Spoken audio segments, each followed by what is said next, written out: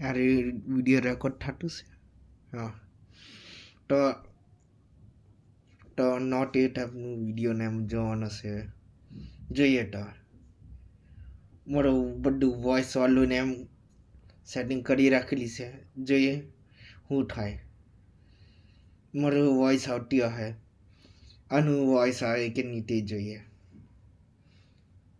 ચલો रिसेंटली मेरे दादाजी मुझसे बोले बेटा हमारी जिंदगी का सबसे बेस्ट समय हमारा बचपन होता है। ये बोलकर वो अपने डायपर में हगने लगे तो मैंने इस बात पे थोड़ा गौर किया और मुझे पता चला कि यस बचपन सच में बहुत रैंडम होता है। बचपन में एक बार साइकिल की चेन चढ़ाते समय मेरा हाथ आ गया तो मैं भाग के अपने अपाहिज दोस्त को भी ले आया कि उसके भी हाथ आ जाए। बचपन में मुझे मेरी दादी का चरित्र सही नहीं लगता था क्योंकि वो मुझे डेली नया तारा दिखा के बोलती थी वो तुम्हारे दादाजी है। बचपन में मैं थोड़ा भोला भी था, ऐसे फालतू किसी को उंगली नहीं करता था वरना फिर मैं 9 तक ही गिन पाता था। एक तो तब कोई भी आके गिनती पूछ लेता था और उंगली करते समय गिनना कितना मुश्किल होता है पता है। बचपन में मैं और मेरा भाई हमेशा WWE देख के लड़ते थे क्योंकि माँ बाप की चाहते लड़ने लायक थी नहीं। एक तो मेरा छोटा भाई बचपन में बहुत शांत स्वभाव का था, बेचारा स्कूल में भी सीनियर से बुली होता था। हाँ वो सीनियर मैं ही होता था। एक बार मुझसे बोलता भैया डॉक्टर बनना मेरा सपना है तो मैंने उसे नीट की बुक्स ला दी तो अब वो उसका पूरा सपना बन गया। अब वो डॉक्टर गेम में भी बीमारी बनता है और बवासीर पीछे होती है। चिंटू बुक्स नहीं पढ़ रहा है तू। एक बार बेचारा बिस्तर पे गिर के रोने लग गया तो सब बोलने लग गए कुछ नहीं हुआ, चींटी मर गई चींटी मर गई। मैं यहाँ सोच रहा हूँ फिर अभी तक हम चींटियों वाले बिस्तर पे क्यों सो रहे थे। हाँ घर में सबके पीठ पे ददोड़े हो रखे हैं। हाँ ये नहीं करता तो हमें तो पता ही नहीं चलता बिस्तर पे चींटियां हैं। हम तो सोए जा रहे हैं चींटियों वाले बिस्तर पे। और स्कूल में जब भी ये छोटे भाई पैड में हक देते हैं तो बड़े भाई को क्यों बुलाया जाता है पता है कितनी घनघोर बेइज्जती होती है पूरी क्लास के सामने। और बुलाते भी इतने सस्पेंस है वो देख के बड़े भाई का हगना निकल जाता है। ऐसे दो छोटे बच्चे स्लो मोशन में भाग के आ रहे हैं। हाँ वो उनकी नॉर्मल स्पीड है। मैं देखता हूँ मेरे भाई को क्राइम सीन से 2 प्यून पकड़ के ले जा रहे हैं। उसे ब्राउन रंगे हाथों पकड़ लिया गया। मेरे भाई ने मुझसे जाते जाते कहा मुझे फंसाया जा रहा है। मुझे पता था इस लेंडे के पीछे की कहानी इतनी सिंपल नहीं हो सकती। कड़ी तहकीकात के बाद मुझे पता चला इस लेंडे के पीछे बड़े बड़े पॉलिटिशियंस, गैंग लीडर्स और माफिया इन्वॉल्व है। मेरा भाई सही कह रहा था ये उसका लेंडा नहीं है। Hands up PT teacher. तो वो लेंडा तुम्हारा था। तो तुम्हें पता चली गया तुम मुझे कभी नहीं पकड़ सकते। रुको तू भाग गया। जाने दो उसे बेटा। हमने पीटी टीचर के बड़े भाई को बुला लिया है वो लेंडा उठाने। लेंडा आपकी नजदीकी सिनेमाघरों में पड़ा होगा तो देख के पैर रखना। ये चैनल पे जितने भी अजीब और गरीब चीजें तुम देखते हो ये मैं और मेरे भाई की लाइफ में हमेशा होती रहती है और इसलिए हमने ये चैनल नॉट योर टाइप बनाया था। मेरे भाई ने कहा तू बोल और मैं एनिमेशन करता हूँ और लो बन गया नॉट योर टाइप। अच्छा એટલે મતલબ એલો વોઇસ એક્ટિંગ કરે और એનો ભાઈ એનિમેશન બનાવી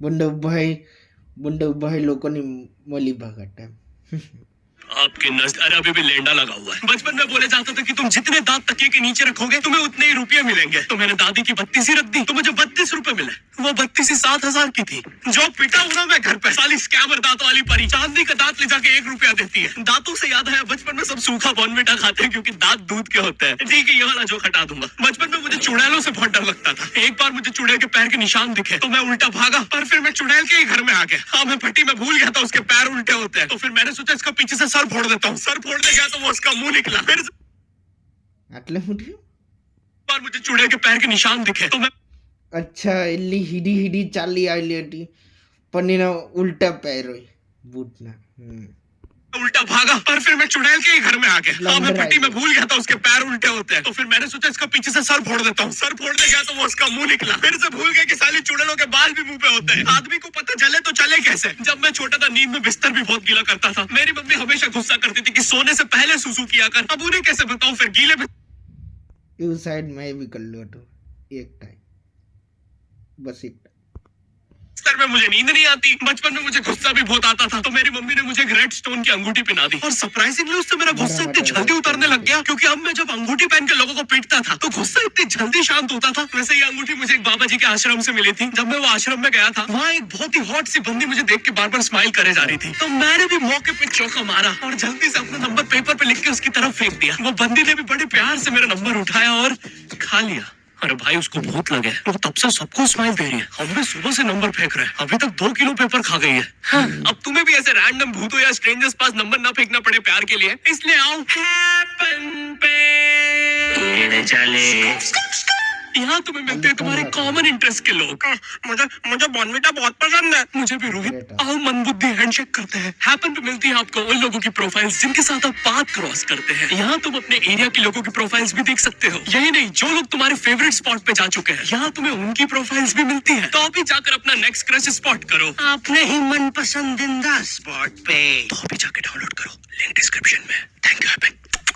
बचपन में मेरी मम्मी हमेशा बोलती रहती थी कि बाहर जाके खेलो। अब बाहर मेरे मोहल्ले के बच्चे भाई वो ऐसे अजीब अजीब से गेम्स खेलते थे। कहीं ड्रैगन फ्लाई में रस्सी बांध के उसको पेट बना लिया है, कहीं नंगे भाग रहे टायर के पीछे लकड़ी मारते मारते। मेरी मम्मी को उन पे दया आ रही है कि बेचारे गरीब बच्चे किसी भी चीज से खेल लेते हैं। फिर हमारी कार पलट जाती है। हाँ, वो टायर हमारी कार का था। और मुझे एक बात बताओ, चक्के से खेलने पे वो गरीब कैसे कंसिडर हो रहे हैं? क्या पता उनने कार खरीद के चक्का निकाला हो, क्या पता लैम्बोर्गिनी के चक्के से खेल रहे हो। नहीं, तुम्हें कैसे पता चल रहा है वो गरीब है या अमीर? और एक चक्के से इतनी सारी एक्टिविटी करेंगे ये लोग। कभी चक्के में रस्सी बांध के झूला बना दिया, कभी झूले से फेंका के खुद को लूला बना दिया, कभी लूले पे झूला बांधकर हुला हू बना दिया। ये इतने हरामी बच्चे थे, इनके साथ कोई भी घर घर नहीं खेलता था, क्योंकि घर ये जुए में लगा के हार जाता है। ये वो बच्चे जिन्हें तुम रिमोट कंट्रोल कार भी दोगे तो उसकी मोटर निकाल के पंखा बनाएंगे। मैं शायद એવું करूं कि કેમ नहीं, क्यों नहीं એ ટાઈમ મોટરમાં પંખો લગાવવાનું સારું લાગે. જરાક જરાક પવન બી મળે આમ, કે એટલી બી હેવી ચાલવાનું એમ નહીં, પાવરને એમ વધારે ને એમ નહીં આવે. ખાલી નાઇટ બોલ્ટની બેટરી या બીજી કોઈ બેટરી લગાવીને નલ્લીવાળી ચાલુ કરી નાખે પંખો ને એમ થઈ જાય. एक बार इन्होंने रिमोट कंट्रोल रिमोट बनाया था। तुम अगर इस रिमोट पे बटन दबाओगे तो इस रिमोट पे बटन दबेगी, बस। ये लोग मकर संक्रांति के दिन पतंग भी लूटते थे दुकानों से। पतंग से याद है, मैं बचपन में अपने दोस्त जनक के साथ बहुत पतंग उड़ाता था। जनक गुजराती था और गुजराती लोग तो बहुत बड़े पतंगबाज होते हैं। वो लोग गला काटने के बाद भी काहे पोछे चिल्लाते हैं। जनक मेरे घर पे इतना बड़ा गिर्रा लेके आता था पतंग उड़ाने। उसमें पता नहीं कितने 1000 किलोमीटर का मांझा लपटा होता था। हम दोनों का सपना था उस गिर्रे की पूरी ढील देना। एक बार तो गिर्रा खाली होने ही वाला था, पर वो पतंगार तो घूम के हमारे पीछे से आ गए। हमने हमारी ही पतंग काट दी। तो इस बार हमने सोचा पतंग पूरी परपेंडिकुलर उड़ाएंगे, स्ट्रेट स्ट्रेट। हमने 2 घंटे ढील दी, वो मांझे में वेव सिग्नल आने लग गए प्राचीन भाषा में। हमें लगा हमने एलियंस ढूंढ लिया, बट फिर धीरे से वो सिग्नल क्लियर हुआ। हमें पता चला हमने कोई नासा का 100 मिलियन का टेलीस्कोप काट दिया।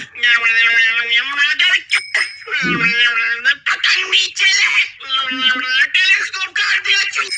नासा का टेलीस्कोप जैसे ही नीचे गिरा, बच्चों अच्छा, નાસાનો ટેલિસ્કોપ કાપી નાખેલા और दुनिया भરની साइकिल वाली रिंग टोंग वाली गाली आपतो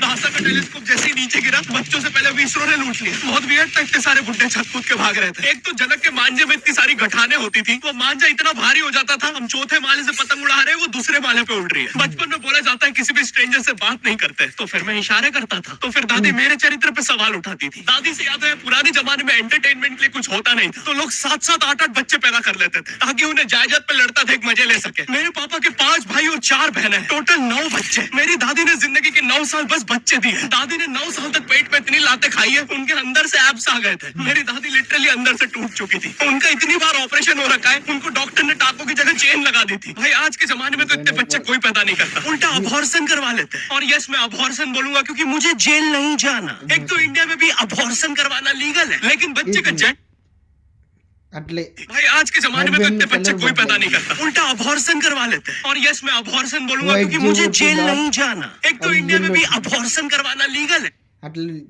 येलो ठीक है, लेकिन बच्चे का जेंडर जानना इलीगल है। मतलब तुम मार तो सकते हो, लेकिन किसे मार रहे हो ये पता नहीं कर सकते। तो देखो अब रिस्क कितना बढ़ गया है। क्या पता अंदर शेर बैठा हो या कोई बड़ा गैंगस्टर, क्योंकि तुम्हें तो पता नहीं है तुम किसकी सुपारी दे रहे हो। क्या पता वो अंदर बंदे लेके बैठा हो। बचपन में सबके मम्मी पापा डराते हैं, मस्ती डॉक्टर लोगों ने खबर है कौन कौन लड़की से कौन नहीं, कौन कल को भोजन ने डॉक्टर लोग जानता है, जानता भी नहीं है या है हुआ है कहीं नहीं। जो ये वीडियो मत करो वरना बोर्डिंग स्कूल भेज देंगे। और मुझे बोर्डिंग स्कूल से इसलिए डर नहीं लगता था कि मैं वहां जाके अपनी फैमिली से दूर हो जाऊंगा। मुझे बोर्डिंग स्कूल से इसलिए डर लगता था क्योंकि वहां पे वो बड़े दांतों वाला ईशान अवस्थी होता है। मैंने पहली बार जब तारे जमीन का ट्रेलर देखा था तो उसमें वो पागल बच्चे ने आतंक मचा रखा था। फिर मैंने मूवी का नाम पढ़ा तारे जमीन पे, मुझे लगा बिछाए होंगे इस पागल को पकड़ने के लिए, शॉक वॉक देना होगा तारों से, इसके तो दांत भी इतने बड़े हैं सारे तारे काट देता होगा। मुझे ट्रेलर देख के लगा कोई एक्शन मूवी है, आमिर खान जोकर बना हुआ है, मुझे लगा यही तारों का जाल बना के पकड़ेगा पागल को। हाँ, ट्रेलर देख के तुम्हें क्या ही समझ में आएगा। एक शॉट में आमिर खान बोल रहा है आपके बच्चे को डिसलेक्सिया है, फिर अगले ही शॉट में जोकर बन के बड़ा मछलियां उड़ती क्यों नहीं। फिर मुझे लगा ये शायद अपने माँ बाप को बोल रहा था। और दया तो मुझे उस लंगड़े बच्चे पे आती है जिसके बगल में ईशान अवस्थी को बिठा दिया था। वो बेचारा उठ के भाग भी नहीं सकता। और मैंने तो सुना था बोर्डिंग स्कूल में बस नॉटी बच्चे जाते हैं, तो फिर इस बेचारे गाय से बच्चे को क्यों यहाँ भेज के रखा है? कहीं ऐसा तो नहीं इसके पहले पैर थे और ये बहुत मस्ती करता था तो माँ बाप ने पैर तोड़ के इधर भेज दिया। बस भाई मेरा हो गया है आज का। अगर तुम्हें वीडियो पसंद आई तो यार लाइक मारो। एम करते हैं 7 लाख लाइक्स के लिए। पिछले वीडियो में नहीं आए थे इसलिए अब मैं औकात में आ गया। Okay, thank you for watching. Goodbye. Kaki.